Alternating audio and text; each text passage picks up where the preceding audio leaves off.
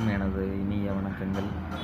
அநேகமாக இப்போ தான் முதல் தடவையாக நான் ஒரு வீடியோ ஒன்று போடுறேன்.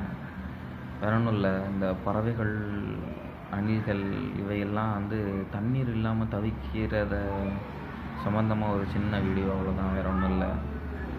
நம்ம முன்னோர்கள் நமக்கு எப்படி ஒரு சிறப்பான பூமியை நமக்கு விட்டு போயிருந்தாங்க. ஏரி, குளம், குட்டை, ஆறு இது எல்லாத்துலேயும் தண்ணீர் ததும்பிச்சு. எங்கே பார்த்தாலும் பச்சை பசையிலுன்னு பாசனங்கள், பயிர்கள், மரங்கள் இருந்துச்சு. ஆனால் இப்படி இதில் ஒன்று கூட நம்ம இப்போ விட்டு வைக்கல. இங்கே சென்னையில் முக்கால்வாசி ஏரி எல்லாமே வீடாயிடுச்சு. இங்கே பரங்கி மலையில் பாதி பில்டிங் ஆயிடுச்சு. பள்ளிக்கரணைன்னு ஒரு ஏரியா இருக்குது, அங்கே 5000 ஏக்கரில் சதுப்பு நில காடுகள் இருந்துச்சான். ஆனால் இப்போ எவ்வளோ இருக்குது தெரியுமா? வெறும் 500 ஏக்கர். இப்படி இருந்த அந்த சதுப்பு நில காடுகளை தான் நம்ம இந்த மாதிரி குப்பை மேடாக மாற்றி வச்சுருப்போம். லட்சக்கணக்கான பறவைகள் செஞ்ச அந்த இடத்துல இப்போ வெறும் 100 பறவைகளோ 200 பறவைகளோ தான் இருக்குது.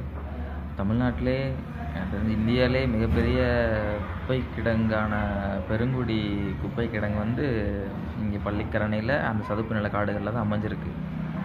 காடுகளை அழித்து குப்பை மேடாக்கிட்டோம். இதுதான் நம்ம செஞ்ச சாதனைன்னு சொல்லலாம். சரி, நான் விஷயத்துக்கு வரேன். இப்போ நமக்கு பசிச்சா ஸ்விக்கி, சொமேட்டோ, உபர் ஈட்ஸ் நிறைய இருக்குது, ஆர்டர் பண்ணுறதுக்கு நிறைய ஹோட்டல்ஸ் இருக்குது. தண்ணி தவிச்சா வாங்கி குடிச்சிக்கலாம், பிஸ்லரி கேன்ஸ் இருக்குது. ஆனால் அந்த பறவைக்கு பூச்சிகள்லாம் என்ன செய்யும்? அதுங்கெல்லாம் அந்த காலத்தில் ஏரி, குளங்கள் இங்கெல்லாம் போய் தண்ணி குடிச்சிச்சு. ஏரியெல்லாம் வீடாக்கிட்டோம். ஆற்றில் மணல் எல்லாம் அள்ளியாச்சு. அது தண்ணியே இல்லை. காடுகள் எல்லாத்தையும் அழிச்சாச்சு. மரங்களை வெட்டியாச்சு. கீழே தண்ணி இல்லை. நிலத்தை போர் போட்டாச்சு. போரில் மறுபடி தண்ணி ஊறுதான்னா எல்லா பக்கமும் ஃபுல்லாக பிளாஸ்டிக் போட்டு பூமியை ஒன்றுமில்லாமல் பண்ணியாச்சு. சரி, அவ்வளோ விவசாயம் பண்ண பூமியில் இப்போ 1000 அடி போட்டால் கூட தண்ணி இல்லைன்ற நிலமை.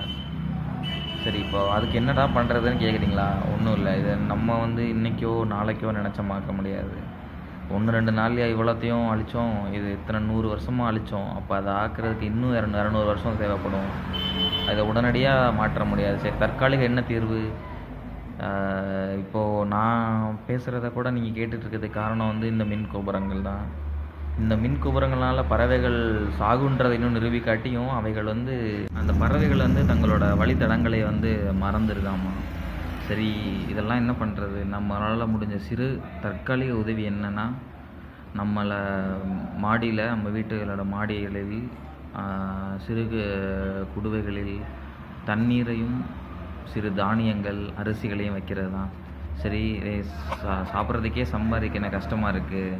அப்படி இருக்கும்போது நான் எங்கே போய் பறவைக்கு தண்ணி வாங்கி வைக்கலான்னு, தண்ணி, அரிசி வாங்கி வைக்கலான்னு கேட்குறது புரியுது.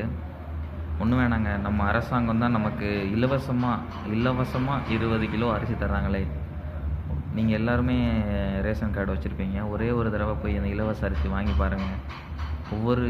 அந்த 1 கிலோ அரிசிலையும் குறைஞ்சபட்சம் 100 கிராம் வண்டு, பூச்சி இருக்கும். இவ்வளவு தரமாக நமக்கு கவர்மெண்ட் அரிசி கொடுக்குது.